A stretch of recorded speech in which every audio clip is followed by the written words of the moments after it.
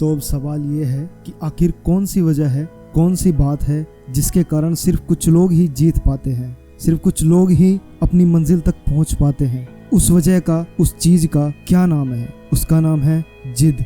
क्योंकि बिना जिद के आप इतिहास नहीं रच सकते, बिना जिद के आप अपनी मंजिल तक नहीं पहुंच सकते।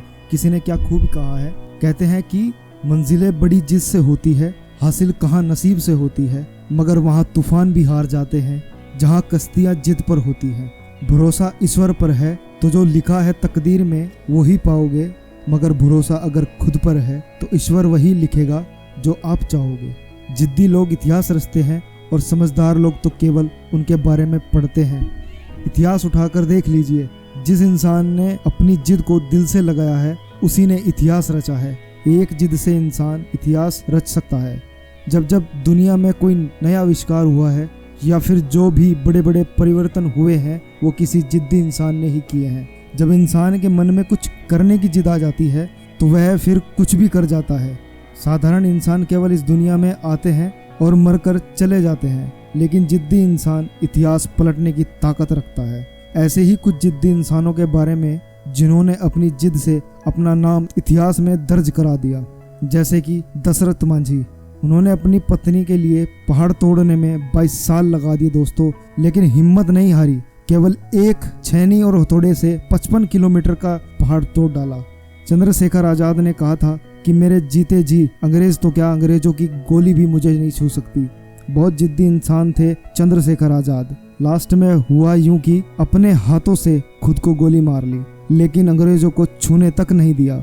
ऐसे ही सरदार भगत सिंह के माँ बाप ने कहा कि बेटा तेरी शादी तय हो गई है। अगले दिन एक चिट्ठी लिखकर घर से कानपुर भाग गए और कहा कि मैंने ये शरीर इस देश को दे दिया है, यह किसी एक महिला के लिए नहीं है, क्योंकि उनमें जिद थी इस देश को आज़ाद कराने की। चलो अब बात करते हैं उन जिद्दी इंसान के बारे में जिन्होंने alibaba.com वेबसाइट शुरुआत की थी। उनका नाम है जैक मा। जैक मा 5वीं में 2 बार, 8वीं में 3 बार फेल हुए थे। ग्रेजुएशन करने के लिए अमेरिका की हार्वर्ड यूनिवर्सिटी ने एडमिशन देने से करीब 10 बार मना किया था। लगभग 28 नौकरियों में उन्होंने अपील की थी, सभी में रिजेक्ट कर दिए गए थे। एक बार KFC में भी अपील की, तब उनके साथ कुल मिलाकर 25 लोगों ने अप्लाई किया था। उनमें से 24 लोग सिलेक्ट हो गए थे और अकेले जैक मा रिजेक्ट हो गए थे।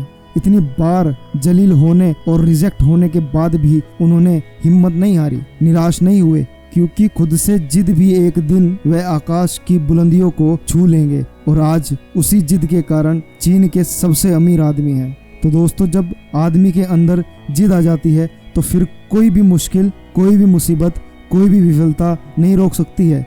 जिद्दी व्यक्ति जो चाहता है उसे करके ही छोड़ता है, क्योंकि जिद्दी इंसान को सिर्फ अपना लक्ष्य दिखता है, सिर्फ अपनी मंजिल दिखती है।